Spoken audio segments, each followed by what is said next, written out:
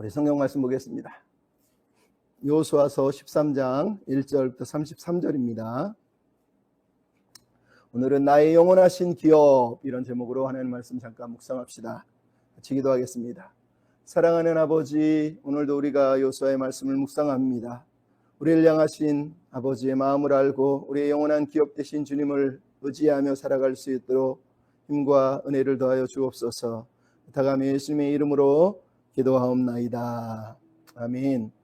오늘 본문은 이제 드디어 땅을 분배하는 이야기가 시작이 됩니다. 여호수아는 1장부터 12장까지는 가나안 땅을 정복하는 준비와 정복 이야기를 담고 있다면 13장부터 24장까지는 땅을 분배하는 이야기, 그리고 마지막으로 마무리하는 언약 갱신 이야기가 후반부에 기록이 되어 있습니다. 재밌는 건 이 12장부터 21장까지 이 땅을 분배하는 이야기는 수많은 지명들이, 처음 듣는 지명들이 계속해서 등장을 하고 있어요. 그래서 우리가 듣기에는 너무 지루해.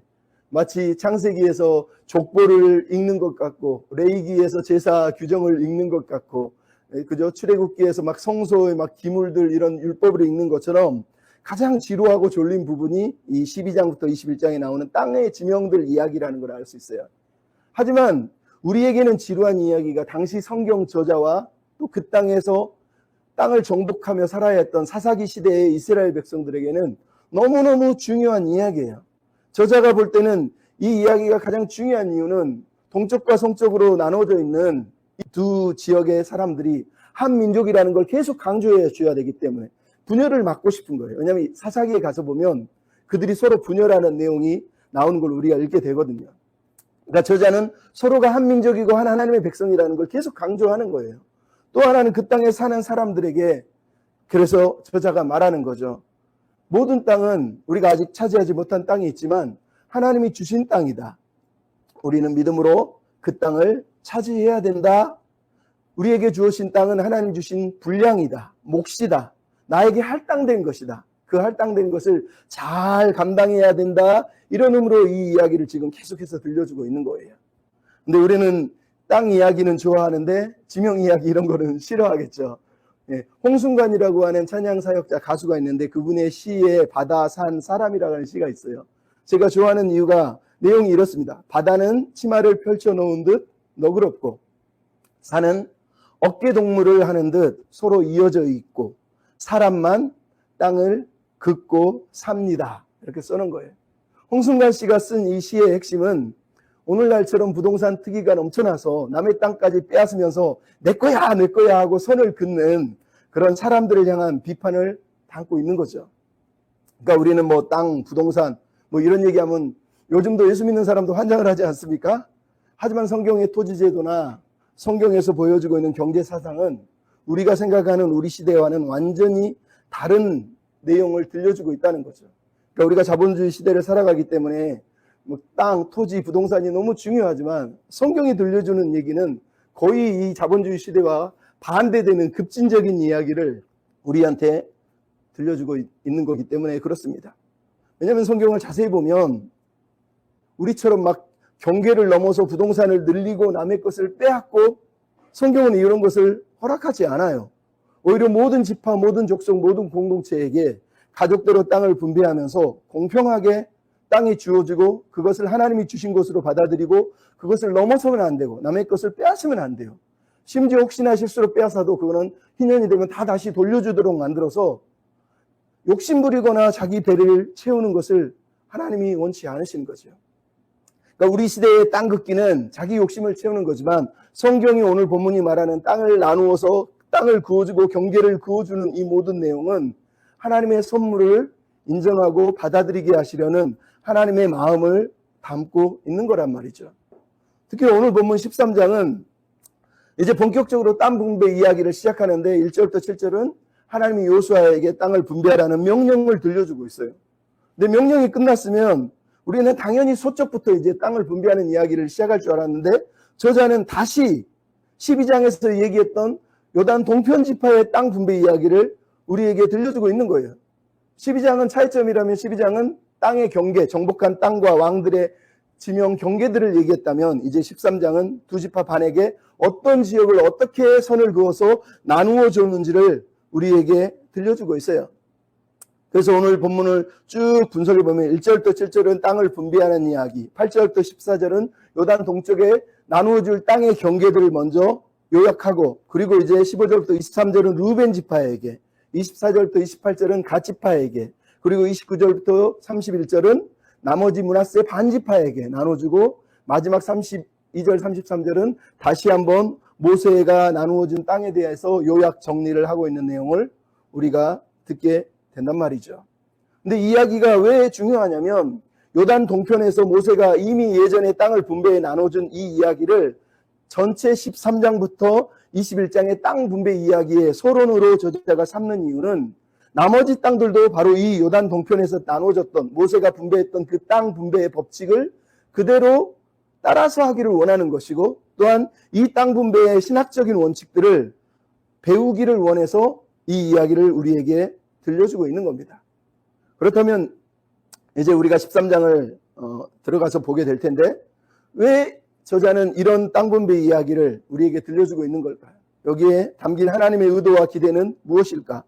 첫째, 1절부터 7절 이야기를 보면 땅을 나누어 주시는 하나님, 즉 하나님이 이 땅의 주인이시라는 것을 다시 한번 우리에게 강조하고 있는 겁니다.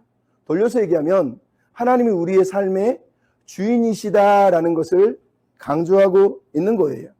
여러분, 흥미롭게도 여호수아 1장과 여호수아 13장은 1절부터 7절 내용이 동일한 틀을 가지고 있어요. 여호수아 1장은 어떻게 시작했어요? 모세가 죽었으니 여호와께서 여호수아에게 말씀하시는 내용이 나옵니다. 오늘 13장은 여호수아가 늙었으니 라고 말한 다음에 하나님이 여호수아에게 말씀을 하세요. 앞에 말씀을 받는 주체만 바뀌었을 뿐 그 내용의 틀은 시작은 똑같아요. 두 번째로 여호수아 1장 4절에 보면 땅의 경계를 광야 레바논에서부터 유브라데 강까지라고 큰 틀에서 설명을 하고 있다면, 오늘 본문은 13장은 아직 정복하지 못한 그 땅의 경계들을 우리에게 들려주고 있는 것을 보게 됩니다. 세 번째로 여호수아 1장은 하나님이 여호수아에게 약속하신 내용이 뭡니까? 내가 이 땅을 주었으니 너는 대적할 자가 없을 것이니 나의 말씀을 듣고 순종하면서 이 땅을 차지해라, 이렇게 말씀하셨어요. 근데 오늘 본문 13장은 6절에 보면 아직도 차지할 땅이 많았는데 내가 쫓아낼 거야, 그러니 너는 땅을 분배해라 라고 하는 하나님의 약속의 말씀이 들어있다는 것을 알 수 있어요. 즉 1장의 시작과 13장의 시작이 동일한 어떤 구조를 가지고 시작함을 통해서 하나님께서 지금 1장에서 약속했던 그 약속을 지키셨고, 이제 이스라엘은 땅을 취했고 마지막으로 그 땅을 분배받는, 정착하는 숙제만 남아있다라는 것을 우리에게 들려주고 있는 겁니다. 즉 12장에서 우리가 봤지만 이스라엘 백성이 정복한 땅들과 왕들에 대해서 쭉 리스트를 열거한 게 12장 아닙니까? 그리고 13장에서 이제 그 모든 정복한 땅의 주인이신 하나님이 주인으로서 이스라엘 백성들에게 그 땅을 허락하는, 이 땅의 주인이 하나님이고 그 땅을 나눠주고 있다는 법률 자료로서 이 13장을 지금 시작하고 있는 거예요. 근데 흥미롭게도 1절은 뭐라고 그랬습니까? 아직 얻을 땅이 매우 많이 남아있다 말씀하세요. 이 말씀은 정복할 땅이 남아있다는 뜻이 아니라 여기서 얻을 땅이라고 하는 단어가 12장에서 기업, 소유라고 했을 때 바로 그 단어예요. 즉 하나님이 물려주실, 아니면 이미 물려준 땅이 많이 남아있다라는 의미로 이 얘기를 하는 거예요. 무슨 얘기입니까? 즉 하나님의 땅인데 하나님이 유산으로 지금 너희에게 물려줄 땅이 아직도 남았어 라는 의미를 얘기하는 거예요. 이미 허락해 주신 땅이고 아직 차지하지 못한 땅도 있고, 하지만 모든 땅이 어떤 땅이라는 거예요? 하나님의 땅이다, 하나님의 것이다, 이런 의미로 이 얘기를 들려주고 있는 겁니다. 그러니까 아직도 정복할 땅이, 아니면 얻을 땅이 많이 남았다라는 말씀을 통해서 우리가 이 땅의 주인이 하나님이신 것을 다시 한번 묵상하고 생각하기를 원해요. 여러분, 아직 얻을 땅이 많이 남았다는 것은 우리가 쭉 11장, 12장에서 이어서 설명한 내용을 보면 뭐가 나옵니까? 아직도 우리는 치러야 될 전쟁이 남아있어요. 하나님을 따르는 길은 그냥 하루아침에 기도한다고 했다 하고 주고 끝나지 않는다는 거예요. 하나님을 믿고 순종하며 따르는 길은 긴 기간이 필요하고 오랜 투쟁이 필요한 거예요. 가나안 정복을 1장부터 12장은 다 취했다고 말했는데 13장은 다시 남아있다고 말하는 것은 마치 우리에게 예수님이 오셔서 십자가에서 죽으심으로 한 번의 죄사함의 모든 해결을 다 하셨음에도 아직도 성경은 우리 안에 죄성이 남아있고 우리가 죄와 싸우고 있다고 성경이 말하는 거하고 똑같은 거예요. 그러니까 오늘 본문 이야기를 우리 시대로 대입하면 사도 바울이 했던 말이 그대로 적용되는 거예요. 사도 바울이 고린도전서 3장 16절 10절 뭐라고 그랬습니까? 너희가 하나님의 성전인 것과 하나님이 성령이 너희 안에 계신 것을 알지 못하느냐? 누구든지 성전을 더럽히면 하나님이 그 사람을 멸하시리라 이렇게 얘기하세요. 무슨 얘기예요? 하나님이 예수님을 통해서 우리의 인생에 주도권을 잡으셨고 우리의 인생의 왕으로 선언이 되셨음에도 우리는 여전히 우리 안에 죄의 영토, 우리 마음의 영토가 하나님께 온전히 정복되지 않은 상태로 남아있는 겁니다. 우리는 우리 마음에 남은 영토들을, 삶의 영토들을 하나님이 다스리도록 지속적으로 내어드려야 되는 거예요. 그게 여호수아가 오늘 우리에게 들려주는 말씀하고 비슷한 거죠. 근데 1절에 이렇게 말씀하신 하나님이 6절에 뭐라고 그럽니까? 그 얻을 땅 아니면 남은 땅에 대해서 하나님이 말씀하시는 거예요. 내가 쫓아내리니 라고 말씀하시는 거예요. 이 말씀은 전쟁이 하나님의 손에 달려있고 최종 종결도 하나님의 손에 있다는 것을 선언하는 거예요. 즉 다시 얘기하면 여호수아에게 하나님이 지금 뭐라고 말하는 거예요? 남은 땅이 많이 남아있다. 그러니 너 어떻게 할래? 이렇게 물어보신 게 아니라는 거예요. 너는 아직 얻지 못한 땅에 대해서 걱정하지 말고 네가 할 일은 얻은 땅, 이미 얻은 땅을 분배하라는 거예요. 그러니까 여호수아는 지금 자기가 하지 못한 일 때문에 끙끙거리면서 이렇게 많이 남았어? 이렇게 걱정할 수 있잖아요. 근데 하나님은 그 걱정을 내려놓고 이미 준 땅을 그냥 나눠주라고 지금 얘기하는 거예요. 여러분 이게 얼마나 중요합니까? 우리가 살면서 보면 우리가 하나님보다 더 많은 걱정을 하며 살아가는 일들이 많습니다. 예를 들어서 저 같은 전도사 아니면 부목사, 사역자들이 뭐 합니까? 교회에서 사임할 때 아니면 성도들이 교회를 옮길 때 항상 무슨 걱정이에요?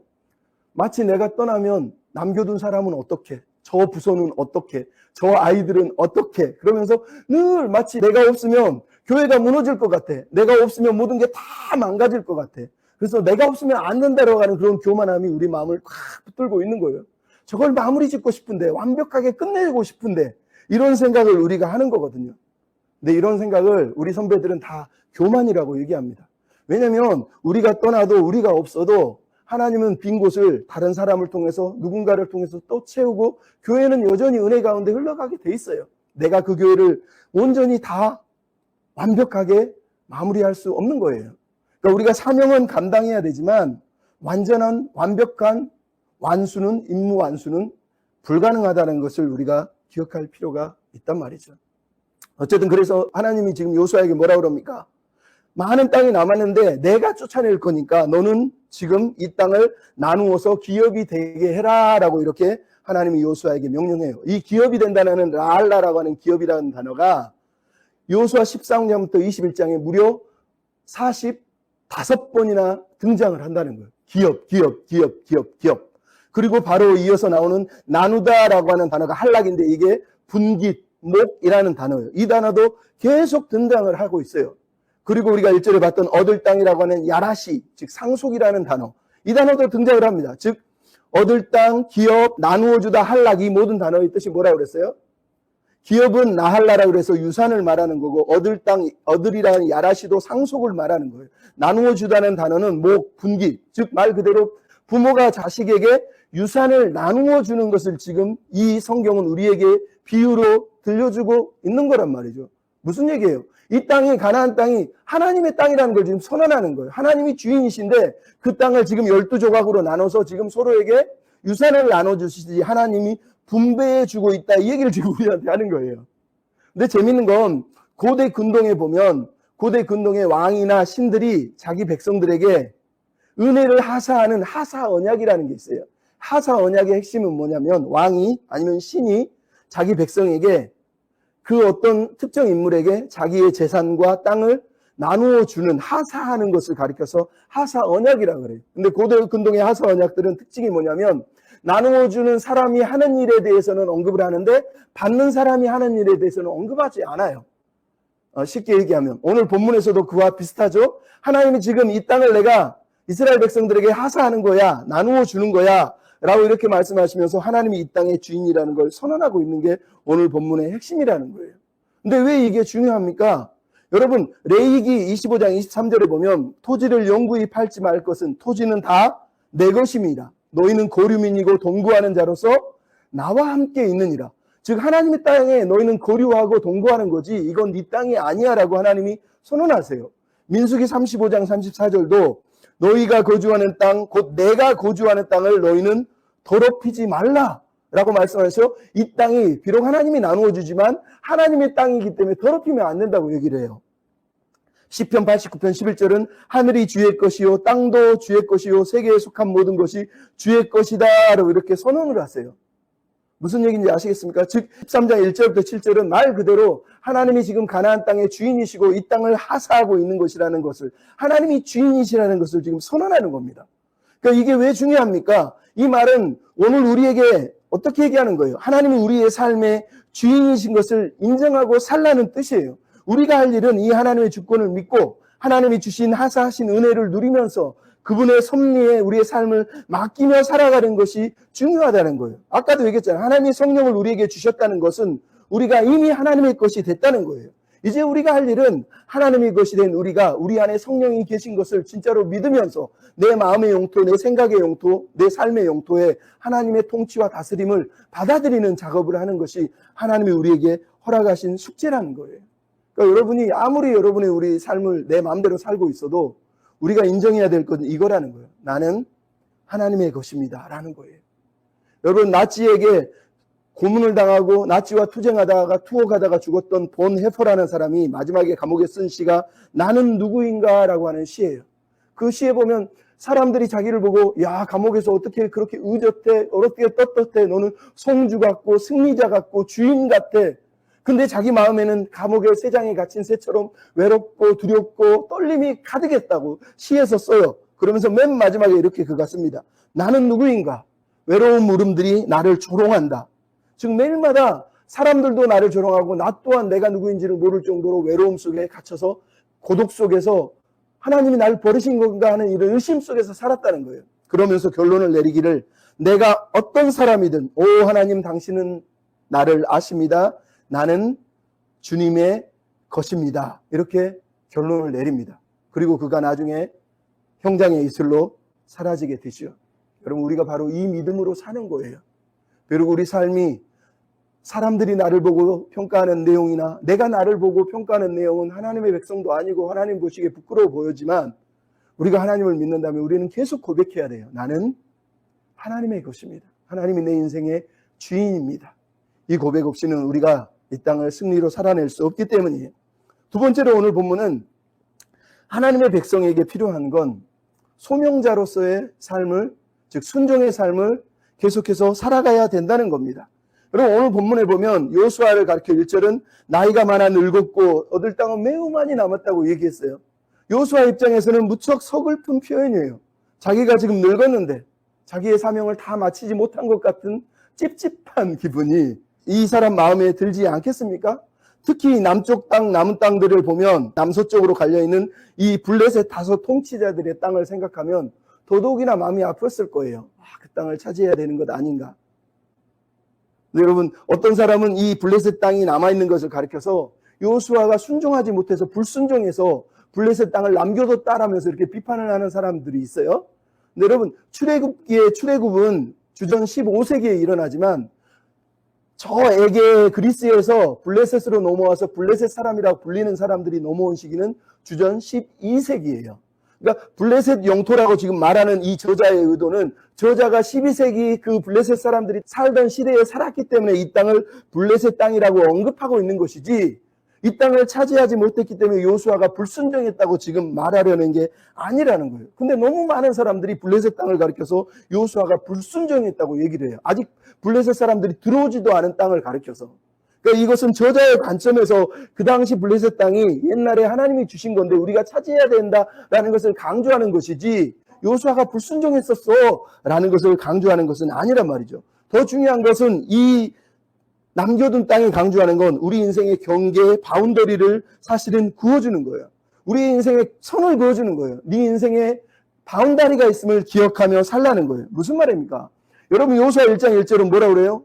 여호와의 종 모세가 죽은 후에 하나님이 여호수아에게 말씀하세요. 오늘 본문은 여호수아가 나이가 많아 늙어서 그리고 하나님이 말씀하셨다라고 얘기하는 거예요. 이 두 단어가 강조하는 게 뭐예요? 모세도 결국은 늙어서 죽었다는 거예요. 여호수아도 결국은 늙으면 좀 있으면 죽을 거라는 거예요. 무슨 얘기예요? 모세도 그랬다는 거예요. 여러분 모세가 자기에게 맡겨준 하나님의 사명을 다 감당했습니까? 아니요. 마무리하지 못하고 죽은 거예요. 오늘 본문 우리가 읽은 12절 13절 뭐라고 그랬어요? 모세 생전에 모세가 차지하지 못한 땅이 있는데 그술과 마하가 족속의 땅이었다라고 얘기해요. 심지어 모세는 가나안 땅에 들어가지도 못했어요. 그렇게 가고 싶었고 하나님 너 들여보내줄게 약속했었는데 40년 전에는. 근데 모세는 40년 후에 광야를 통과한 마지막에 약속의 땅에도 들어가지 못했다는 거예요. 근데 모세가 뭘 했다는 거예요?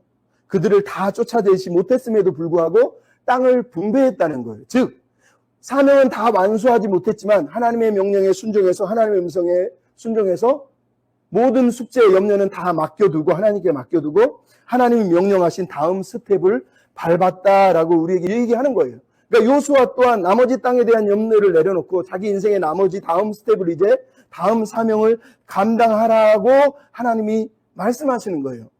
즉 요수아의 숙제는 남은 땅을 어떻게 정복할까라고 걱정하는 것이 아니라 그 땅을 이제 자녀들이 다음 세대가 어떻게 취할지를 위해서 준비하고 있는 준비의 과정을 요수아에게 하나님이 맡기신 거란 말이죠. 그러니까 이 이야기는 나이가 많아 늙었는데 할 일은 많다. 그러니 요수아 너 아직도 할 일이 남았어 라고 말씀하시는 거지만 이게 우리 시대 목사들이 얘기하는 정년을 얘기하는 게 아니에요. 난 아직도 나이 많은데 나 목사직 계속 하고 싶어 뭐 이런 의미를 얘기하는 게 아니라 요수아가 철저히 하나님의 음성을 듣고 하나님의 음성에 반응하고 있는 소명자로서의 모습을 우리에게 사실은 강조하는 거예요. 사명은 땅을 나누어 주는 것이지만 소명은 뭐예요? 여전히 하나님의 음성을 듣고 하나님이 내 인생의 왕이고 주인인 것을 듣는 거예요. 여러분 오늘 본문에 요수아가 몇 살일까요? 학자들은 대부분 85세의 갈렙이 14장에 보면 85세거든요. 그러니까 요수아가 갈렙과 비슷하면 85세일 거고 좀 더 많으면 90에서 100세였을 거라고 얘기하는 거예요. 즉 이 말은 뭐예요? 요수아가 지금 85세 아니면 100세까지 되는 나이 동안 뭘 했다는 거예요? 신실하게 출애굽할 때 애굽에서부터 지금까지 하나님의 음성을 순종하고 끝까지 하나님의 뜻을 따르는 오랜 순종을 감당하고 있는 사람이다라고 우리에게 들려주는 거예요. 그럼 요수아의 인생은 네 스테이지로 나눌 수 있어요. 첫 번째는 애굽에서 노예 생활을 했었어요. 두 번째는 40년 동안 모세 밑에서 종 생활을 했어요. 그리고 나머지 7년은 가나안 정복 전쟁을 했었어요. 그리고 이제 마지막 네 번째 스테이지는 그 땅을 이스라엘 백성에게 나누어 주는 일을 지금 하고 있는 걸 우리가 보게 되는 거예요. 즉 요수아는 지금 자기의 인생의 사명은 변했고 바뀌었지만 소명은 남아있다는 것을 우리에게 들려주고 있는 거예요. 요수아도 모세처럼 소명자로서 하나님께 응답하며 나머지 후반전을 살아야 된다라고 우리한테 말씀하는 거예요. 그래서 오늘 본문은 모세의 이야기를 요수아가 땅을 나누어주는 이야기가 끝나자마자 8절부터 33절은 모세 이야기를 계속 반복을 하고 있어요. 8절부터 시작하는 내용이 뭐예요?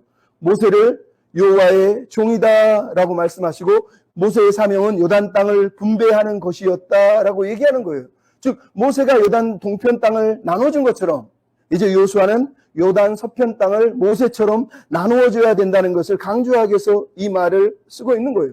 재밌는 건 그래서 8절, 12절, 15절, 21절, 24절, 29절, 32절, 33절 계속 뭐라고 그러냐면 모세가 라고 얘기하는 거예요. 즉 모세가 여호와의 종으로 즉 요단 동편 땅에 하나님의 대리자로서 땅을 분배했었다라고 얘기하는 거예요. 그렇다면 요수아도 이제 모세처럼 하나님의 종이 되어서 그 땅의 대리자로 하나님의 대리자로 주인이신 하나님의 대리자로 이 땅을 나누어 주는 일을 해야 된다라는 것을 강조하기 위해서 즉 이스라엘 백성들은 모세가 땅을 나눠준 게 하나님의 명령인 것처럼 요수아가 땅을 나눠주는 게 하나님의 명령인 것을 받아들이고 그 분배된 땅을 믿음으로 순종해서 받아들여야 된다라는 것을 강조하기 위해서 요단 동편 이야기를 요단 서편 땅 분배 전에 먼저 들려주고 있는 거예요. 근데 여러분 재밌는 건 모세도 요수아하고 똑같이 네 번의 삶의 스테이지가 있었다는 거예요. 첫 번째는 애굽의 왕자로 살았어요. 40년 동안. 그 다음에 40년 어떻게 했어요? 광야에서 양치는 목자로 살았어요. 그 다음에 40년 어떻게 했어요? 이스라엘 백성을 광야에서 가나안 땅 요단강까지 인도하는 일을 위해서 40년을 살았어요. 그리고 마지막 나머지 스테이지 1년을 어떻게 했다는 거, 오늘 본문은. 땅을, 요단 동편 땅을 이스라엘 백성들에게 나누어 주고 살다가 느보산 비스가산에 올라가서 죽었다라고 우리에게 들려주고 있는 거예요. 여러분 생각해 보세요. 모세의 사명은 변경되었어요. 하나님이 모세를 처음 불렀을 때는 이스라엘 백성과 함께 가나안 땅에 들어가는 거였지만 스테이지가 바뀌고 인생이 바뀌면서 모세의 사명은 바뀌었어요. 그리고 지금 모세는 자기의 못다 이룬 사명은 여호수아에게 위임하고 요단 동편에서 땅을 나누어주고 비스가산 위에서 결국은 죽었단 말이에요. 이 얘기가 무슨 얘기입니까? 모세도 그랬다는 거예요. 여호수아도 모세처럼 아직 마무리 못한 땅에 대해서 그 숙제들을 다 하나님께 맡겨놓고 다음 스텝을 밟으라는 거예요. 그 다음 스텝을 밟는다는 뜻이 뭐예요? 소명자로 사는 거예요. 즉 사명은 완수하지 못했지만 하나님이 계속 나에게 말씀하시잖아요. 그 하나님의 음성을 듣고 하나님의 뜻에 따라 살기로 결정하는 것을 모세도 그렇게 살았고 여호수아도 이제 그렇게 살고 있고 계속해서 그렇게 살아야 된다라고 말씀하는 거예요. 여러분 오늘 본문에 여호수아가 남겨두었다는 땅, 모세가 남겨두었다는 땅은 나중에 다윗 시대에 결국은 다 정복을 하고 완수합니다. 그러니까 다윗의 인생을 볼 때 다윗은 그 나머지 약속한 땅들을 거의 대부분 차지하는 것 같아요. 근데 여러분 다윗은 자기 인생에 완벽한 마무리를 하지 못했어요. 왜? 삶의 문제가 많았잖아요. 자녀의 문제가 많았잖아요. 자기를 배신하는 아들도 있었잖아요. 얼마나 힘겹겠어요. 겉으로의 사역은 대단했는지 모르지만 자기 가정은 너무너무 힘겹게 마지막 인생을 살았다는 걸 알 수 있어요. 그렇지만 성경은 다윗이 어떻게 살았다고 그래요? 내가 내 삶을 완벽하게 마무리 짓지 못했다고 그렇게 강박하게 산 게 아니라 매 순간 그럼에도 하나님의 뜻에 순종하고 하나님의 뜻에 하나님의 마음을 깨닫고 알고 싶어서 늘 하나님의 음성을 추구하고 살았다라고 성경이 우리한테 얘기하지 않습니까? 예수님은 어떠세요? 예수님도 이 땅에 살았지만 완벽하게 사시는 게 아니에요. 왜? 모든 사람이 예수님을 받아들인 게 아니에요. 어떤 사람은 예수님을 거절했고 자기가 사랑하는 제자는 예수님을 배신했고 자기 가족들조차 예수님을 보면서 의심을 했고 조롱을 했단 말이에요. 그러니까 성경이 우리한테 들려주는 건 뭐 예수님이 부족했다 이런 뜻이 아니라 우리 인생의 목적은 완벽한 사역을 위해 부름받은 게 아니라는 거예요. 우리는 완벽한 사역을 할 수가 없어요. 우리에게 필요한 건 온전한 순종을 하나님이 요구하시는 거예요. 우리 이 세상 사람을 다 바꿀 수 없잖아요. 가난한 사람들 보면서 교회 보고 왜 가난한 사람 안 도와주냐고 얘기하지만 우리가 가난한 사람을 다 바꿀 수 없잖아요. 못해요. 하지만 성경이 우리한테 말하는 거예요. 우리에게 줄로 재어진 구역, 나에게 할당된 땅, 나에게 허락된 삶의 자리에서 그럼에도 우리는 순종하면서 최선을 다해서 그 삶을 하나님께 올려드리기 위해서 살아내는 그런 사람이 돼야 된다고 얘기하는 거예요. 그러니까 여러분 착각하면 안 된다고 늘 말하는 거예요. 특히 목사인 우리에게 더더욱 그래요. 완벽하고 싶어서 사역도 완벽해지고 싶고 내가 하는 일도 완벽해지고 싶어. 그래서 그걸 다 못하면 마치 내가 부족한 사람인 것처럼 느끼는 거예요. 네, 하나님 우리에게 사역의 완벽을 부르는 게 아니라 온전한 순종, 매일마다 온전한 순종, 하나님의 음성을 듣는 소명자로 살기를 원한다는 걸 저도 여러분도 기억했으면 좋겠습니다. 왜냐하면 하나님 우리 인생의 주인이시잖아요. 그분의 뜻대로 끌고 가는 거예요. 세 번째로 오늘 본문은 이 땅이 하나님의 땅이라면 우리가 살아야 될 삶은 예배자로 이 땅을 살아내야 된다라고 얘기하는 겁니다. 여러분 오늘 본문은 8절부터 14절에 요단 동편의 전쟁을 완수한 모세가 이제 15절부터 33절에 요단의 남은 땅을 세 지파에, 두 지파 반이지만 세 지파라고 부르자고요. 세 지파에게 나누어주는 내용을 지금 들려주고 있어요. 아유 지루해 보이는 땅 리스트를 우리한테 들려주고 있단 말이죠. 근데 처음에도 제가 설명했지만 이 땅 분배 이야기가 중요한 이유는 이 이야기 속에서 땅을 분배하는 법칙을 우리에게 가르쳐주고 있고 신학적 교훈을 들려주고 있는 거예요. 먼저는 이 땅 분배는 가족대로 분배했다는 거예요. 여러분 13절, 15절, 23절, 24절, 28절, 29절, 31절이 계속 강조하는 게 뭐예요? 가족대로라는 뜻이에요. 즉 균등하게 나눠줬다는 거예요. 누구는 더 많이 주고 누구는 더 적게 준 게 아니라 그 가족 수대로 그 사람들에게 합당하게 나누어 줬다라고 성경이 들려주고 있는 겁니다. 즉 요단 동편이 그랬다며 요단 서편 또한 그 가족대로 불평등이 아니라 균등하게 이 땅을 나눠줘야 된다는 걸 얘기하는 거예요. 두 번째로는 오늘 본문에 특이한 내용들이 들어있다는 걸 알 수 있어요. 먼저는 13장 21절, 22절의 내용입니다.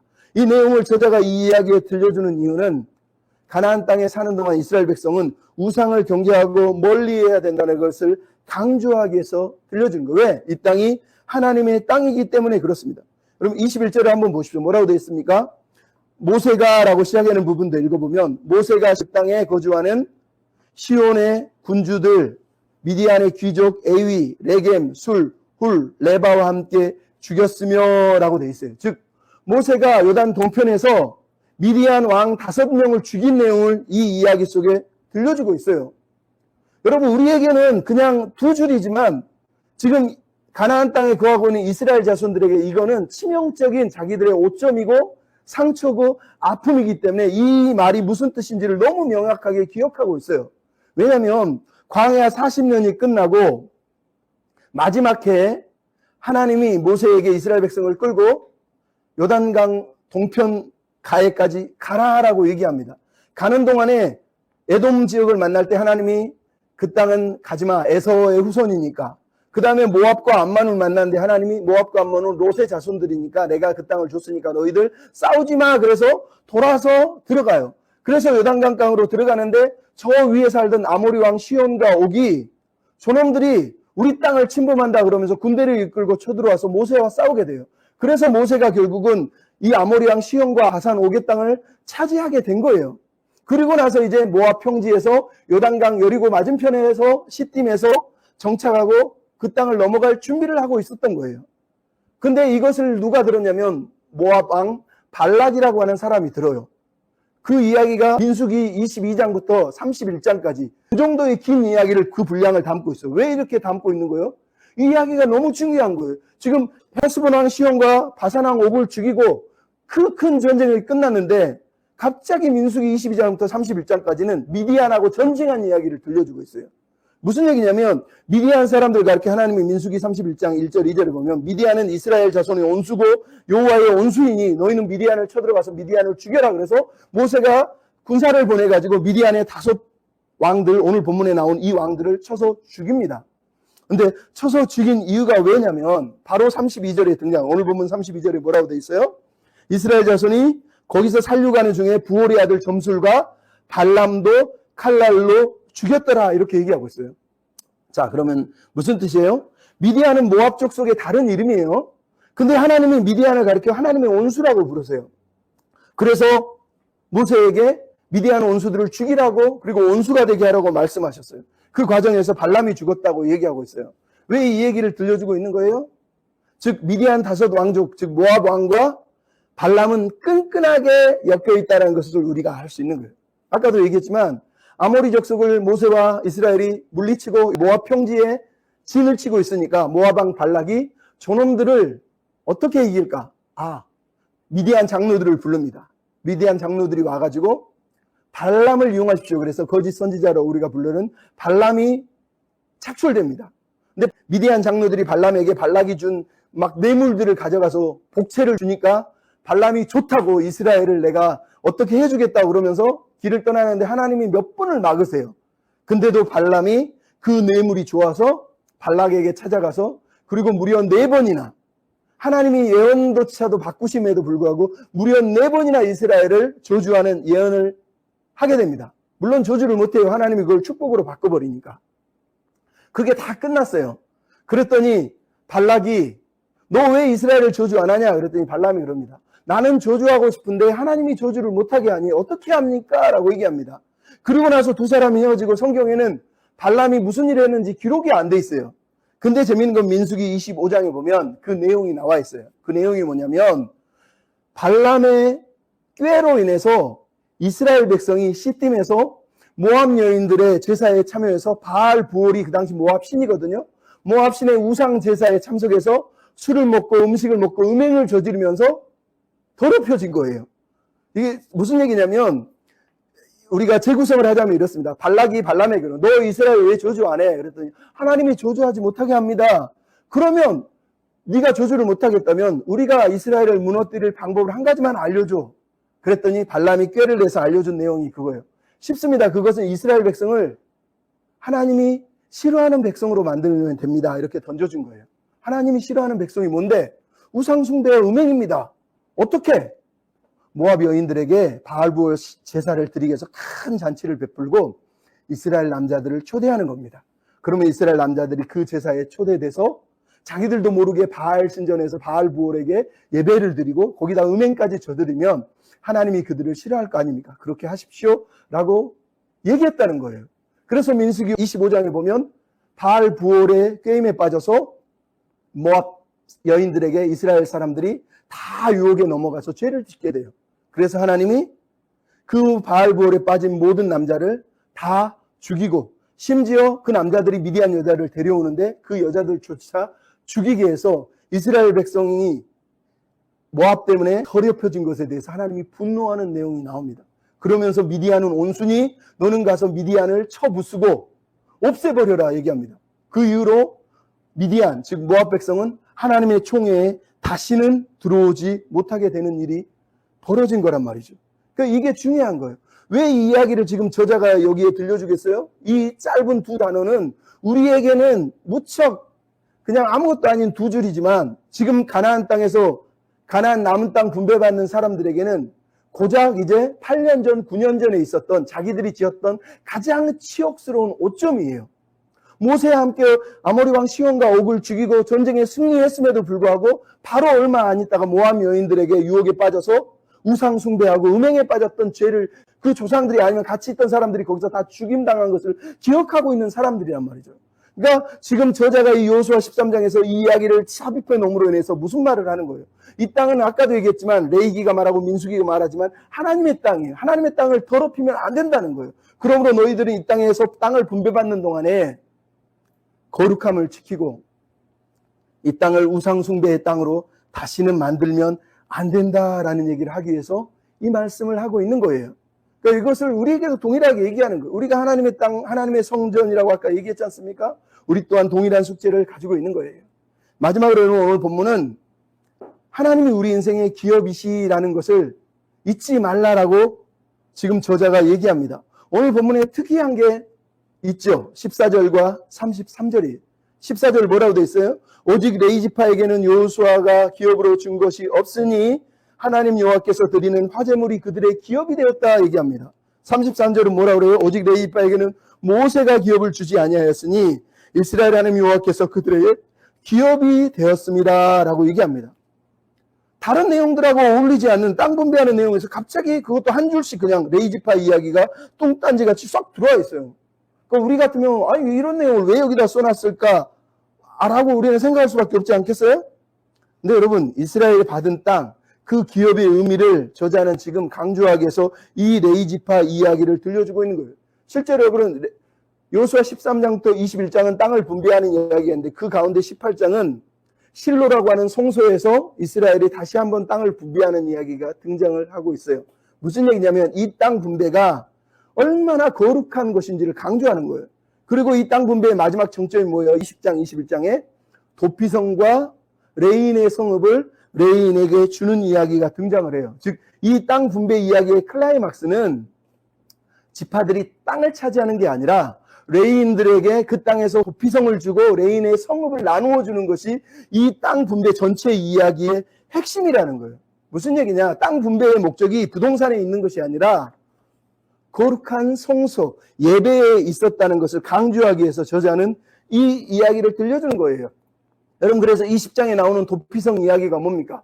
도피성은 이스라엘 백성에게 요단 동편과 요단 서편에게 나눠주는데 요단 동편 3곳, 요단 서편 3곳을 도피성으로 삼아서 하나님이 그 땅을 레위 자손들에게 관장하게 해주는 땅이에요. 이제 이 도피성이 하는 역할이 뭘까요? 민수기 35장 34절 아까 제가 처음에 읽었던 내용이 바로 도피성 때문에 나오는 거예요. 민수기 35장에 보면 여호와께서 너희를 위하여 성읍을 도피성으로 정하고 부지 중에 살인한 자가 있으면 그리로 피하게 해서 이스라엘 자손이나 타국인이 거기서 피하게 해라 라고 얘기한 다음에 34절 마지막 결론이 이거예요. 너희는 너희가 거주하는 땅, 내가 거주하는 땅을 더럽히지 마라. 나 여호와는 이스라엘 자손 중에 있음이라 라고 얘기하세요. 즉 도피성을 하나님이 세운 이유가 뭐라는 거예요? 이 땅이 하나님이 거주하는 땅이라는 것을 기억하게 하라는 거예요.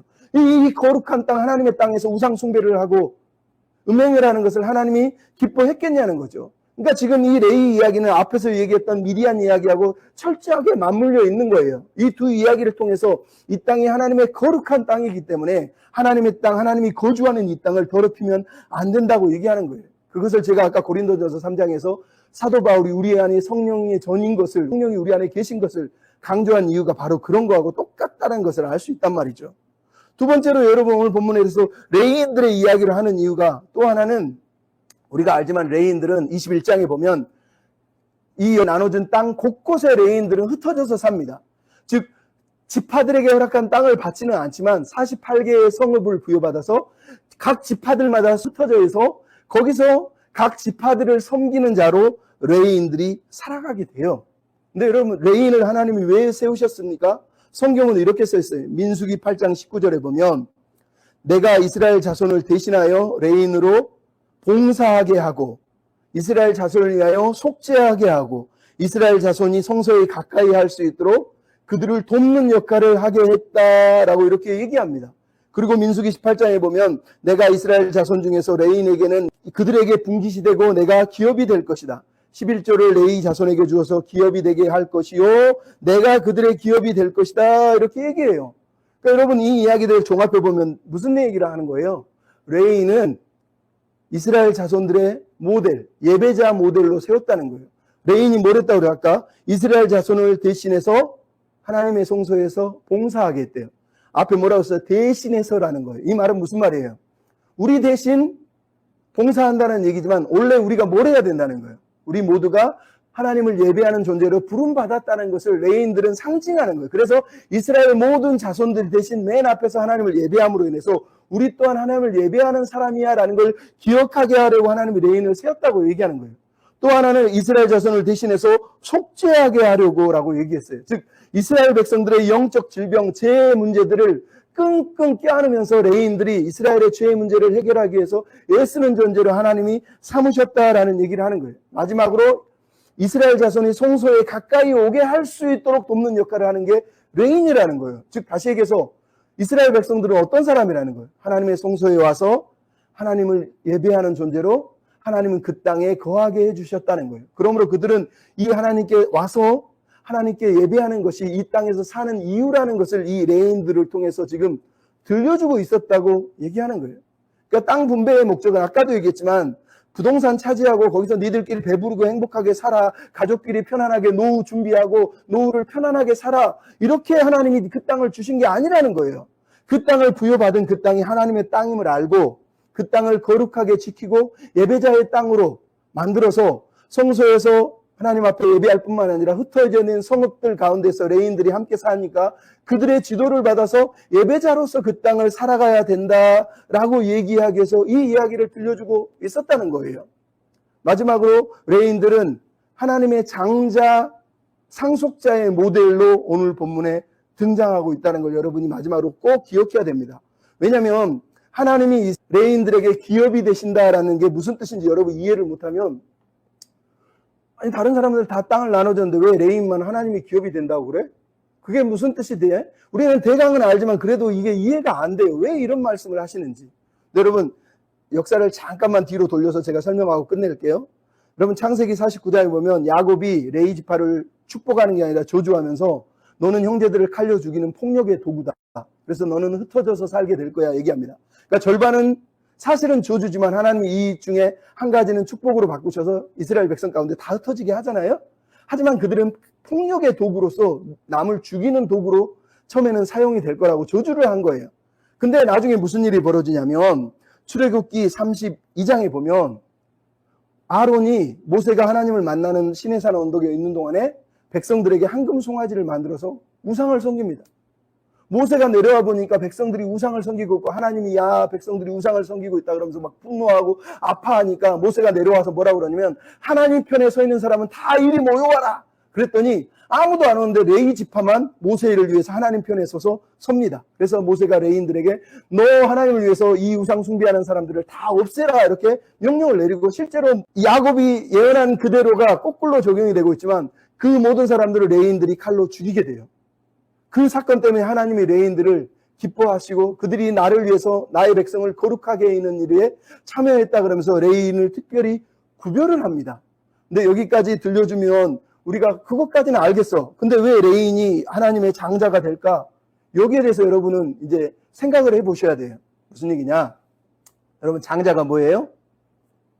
장자는 상속을 받을 때 그 가정의 대표자뿐만 아니라 대리자이기도 하고 가장 많은 것을 유업으로 물려받는 사람이 장자예요. 왜냐하면 가족의 대표니까.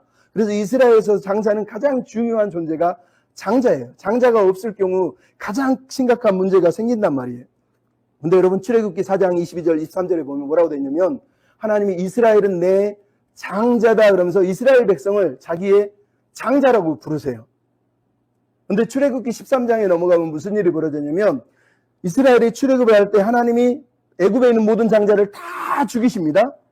그리고 나서 13장에 하나님이 뭐라고 그러냐면 하나님이 모든 장자를 다 죽일 때 이스라엘 백성의 장자들은 살려주었으니 앞으로 이스라엘 백성 안에 있는 장자들은 다 내 것이니 장자들을 다 나한테 바치라고 그럽니다. 즉 이스라엘 가족들은 자기 장자를 다 하나님께 바쳐서 성소에서 예배를 하게 하든가 뭐 하나님을 섬기는 일에 참여하게 시켜야 되는 거예요. 근데 아까 얘기했던 출애굽기 32장에 그 사건이 있은 후에 하나님이 뭐라고 말씀하시냐면 민수기 그리고 신명기에 보면 내가 이스라엘 땅에 처음 태어난 것은 다 나의 것이라 했고 이스라엘 백성의 장자들도 다 나의 것으로 구별하라 했지만 그 장자들을 대신해서 내가 레인들을 구별해서 선택했으니 이제는 레인들이 너희 장자들을 대신하는 이스라엘의 장자가 돼서 하나님을 예배할 거야 라고 말하면서 레인을 그 장자의 대리자들로 세웠다라고 성경이 우리에게 들려주고 있는 거예요. 즉 이스라엘의 진짜 장자가 누구란 얘기를 하는 거예요? 레인이라는 거예요. 하나님의 유산, 하나님의 유업을 물려받을 때 가장 많은 유업을 물려받고 가장 실질적인 유업의 대리자가 누구라는 거예요? 레인이었다라는 얘기를 하는 거예요. 이게 무슨 말이에요? 지금 눈에 보이는 땅을 기업으로 물려받은 11지파에게 지금 오늘 본문의 저자가 말하는 거예요. 진정한 영적 유산, 진정한 유산을 물려받는 장자는 레위 지파 사람들이라는 거예요. 그래서 이스라엘은 비록 눈에 보이는 땅을 물려받아서 살아가지만 눈에 보이지 않는 하나님의 기업, 영원한 기업을 물려받은 레인들을 바라보면서 우리의 진정한 유산은 하나님이시구나라는 것을 레인들을 보면서 깨닫게 하시려고 레인을 세웠다고 얘기하는 거예요. 그러니까 레인이 진짜 장자면 우리는 그 레인들을 보면서 그 장자가 누리는 축복이 얼마나 큰지를 알잖아요. 고대 이스라엘 사람들은 장자를 가장 부러워했어요. 가장 많은 유산을 물려받고 가장 많은 특권을 누렸으니까. 근데 하나님은 지금 자기의 장자를 누구라고 선언했다고요? 레인이라고 선언했다는 거예요. 따라서 우리가 레인을 보면서 그 장자의 축복, 그 장자의 은혜를 우리도 레인들을 보면서 누려야 된다고 말하는 거예요. 그 레인들이 뭐를 했다는 거예요? 이스라엘 백성들 사이에 흩어져서 언약궤를 대신 메고 말씀에 가까이 서서 말씀을 부여잡고 그 말씀을 백성들에게 가르치면서 백성들이 하나님을 예배하는 백성으로 하나님을 섬기는 그런 장자와 같은 존재들로 살아가기를 원해서 하나님이 레인을 세우셨고 그들은 그렇게 하나님을 자기 인생의 기업으로 받아들이고 살았다라고 우리에게 말씀하시는 거예요. 그래서 레인 이야기는 단순하게 그냥 땅이 없었대라는 얘기가 아니에요. 진짜로 레인들은 하나님이 레인의 기업이 되신 거예요. 하나님이 레인들의 기업이 되신 거란 말이에요.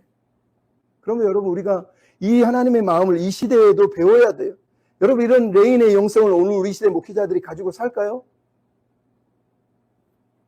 에스겔서 44장 10절에 뭐라고 되어 있는지 아세요? 이스라엘 족속이 그릇 행하여 나를 떠날 때 레위 사람도 그릇 행하여 그 우상을 따라 나를 멀리 떠났느니라. 누가 잘못한 거예요? 이스라엘 사람 때문에 레인이 지금 넘어온 거예요? 아니면 레인이 잘못 가르쳐서 이스라엘 사람들이 지금 우상 숭배하고 넘어진 거예요? 그럼 우리 시대를 보십시오. 누가 잘못한 거예요 대체? 교회 안에는 부동산, 자본주의, 물질 이런 거 외에 다른 얘기를 하나요? 많이 가지고 많이 누리고 많이 커지고 그거 외에 다른 얘기를 합니까? 진짜 레인이라면 하나님의 말씀을 따라서 비록 애롭고 힘겹고 어렵지만 남들이 볼 때 세상에 볼 때는 아무것도 가지지 못한 것처럼 보이지만 실제로는 하늘의 기업, 하나님의 기업을 소유한 자처럼 그렇게 당당하게 살아가면서 사람들에게 성도들에게 하나님이 우리 인생의 기업이에요. 하나님이 우리의 영원한 기업이에요 라고 가르치면서 그렇게 살아내는 사역자, 목회자, 정말 레인의 영성을 가진 사람들이 이 땅에 필요한 거 아닙니까?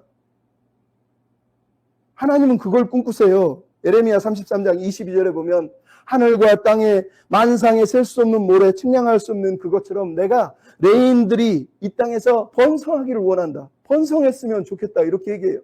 이사야 66장 21절 22절에는 내가 만방의 문나라의 백성들을 모을 때에 그들 중에서 사장과 레인들을 택해서 그들로 나를 섬기게 할 것이다. 새하늘과 새 땅이 내 앞에 있는 것 같이 너희 자손과 이름이 영원히 있을 것이다. 하나님이 말씀하세요. 하나님의 꿈이 뭐라는 거예요? 하나님은 레인들처럼 하나님의 백성들이 하나님을 영원한 기업으로 삼고 하나님을 예배하고 하나님을 의지하고 하나님께 순종하여 살기를 원하는 거예요. 여러분, 우리가 잘 아는 허드슨 테일러라고 하는 선교사님, 영국에서 의사로 살았어요. 명예롭게 잘 살 수 있었어요.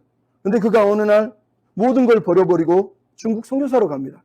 선교사로 갈 때 짐도 조금 들고 재산도 없었으니까 그냥 중국으로 떠났어요. 그래서 사람들이 말렸어요. 너 그 먼 곳에 가서 대체 어떻게 살려고 거길 가니? 그랬더니 이분이 이렇게 얘기했어요. 하나님의 일은 하나님의 방법으로 행하면 하나님이 공급하십니다. 나는 걱정하지 않습니다. 얘기합니다. 근데 정작 중국에 가서 무슨 일이 벌어졌어요? 극심한 가난과 질병과 그리고 박해 속에서 너무너무 힘겹게 살아왔어요. 그랬더니 친구가 어느 날 편지를 썼어요. 테일러 선교사, 당신은 아무것도 가진 것이 없는데 후회하지 않습니까? 그랬더니 허드슨 테일러 선교사가 이렇게 얘기했습니다. 나는 세상에서 잃을 것이 없습니다. 왜냐하면 나의 기업은 하늘에 있고 그것은 결코 썩지 않기 때문입니다. 이렇게 선언을 하고 나머지 인생을 중국에서 끝까지 살다가 돌아가신 분이에요. 그 자녀들이 자기 부모를 평가하면서 쓴 편지, 공식 전기에 이렇게 써있어요. 우리 아버지 테일러, 그는 아무것도 가진 것이 없었지만 모든 것을 가진 자였다. 그의 기업은 하나님 자신이셨기 때문이다. 라고 이렇게 선언을 한 거예요.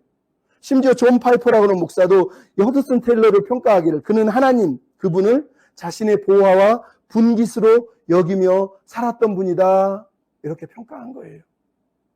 여러분, 우리 눈에는 세상에 많이 가지고 누리고 사는 게 부러울 수 있지만 하나님의 눈에는 영적 장자 레인처럼 하나님을 기업으로 모시고 하나님이 나의 주인 되시고 나의 기업 되심을 믿으며 예배자로 사는 것을 하나님이 가장 기뻐하세요. 여러분의 부모님이 목사님이고 선교사님 아니셨습니까? 아닙니까? 여러분이 물려받아야 될 가장 귀한 유산은 하나님이세요. 때론 힘들고 어렵고 이해할 수 없어도 하나님이 내 인생의 가장 귀한 유업이구나, 기업이구나, 이것을 믿을 때 우리가 감사할 수 있어요. 여러분, 우리가 오늘 마지막으로 부를 찬송가 내용이 뭐예요? 나의 영원하신 기업. 이 찬송을 누가 지었어요? 파니 크로스비라고 하는 여자분이 지었어요. 이분은 태어나서부터 죽을 때까지 맹인으로 살았고 한 번도 앞을 본 적이 없어요. 근데 작곡가의 여자분이 오셔서 이 작곡가가 이렇게 얘기합니다. 실라스 베일이라고 그러는데 내가 곡을 하나 썼는데 이 곡에 맞는 시, 가사를 하나 붙여주세요. 그래요. 그래서 옆에서 반주를 합니다. 간주를 들으면서 파니 크로스베이가 맹인이지만 그 간주를 들으면서 내가 정말 주님께 가까이 가야 되는, 내가 주님이 나의 기업이라는 것을 정말 믿어야 되는구나 라는 것을 깨닫고 그 자리에서 바로 시를 썼어요. 그 시의 내용이 나의 영원하신 기업, 이렇게 얘기하면서 주께로 가까이 그 기업께 가까이 나는 갑니다. 이렇게 고백하면서 이 찬송시를 쓴 거예요. 그러니 여러분, 오늘 본문을 생각하시면서 성경이 강조하는 것을 기억하셔야 돼요. 우리 인생의 주인은 하나님이세요. 우리가 할 일은 사역을 안수하는 게 아니에요. 매일 순종하면서 온전한 순종의 사람이 되는 거예요. 그리고 우리가 진짜 하나님이 나의 기업이심을 믿고 하나님을 예배하는 예배자로 이 땅을 살아가는 것, 하나님이 그것을 가장 기뻐하십니다. 여러분, 저와 여러분이 그런 삶을 살았으면 좋겠습니다.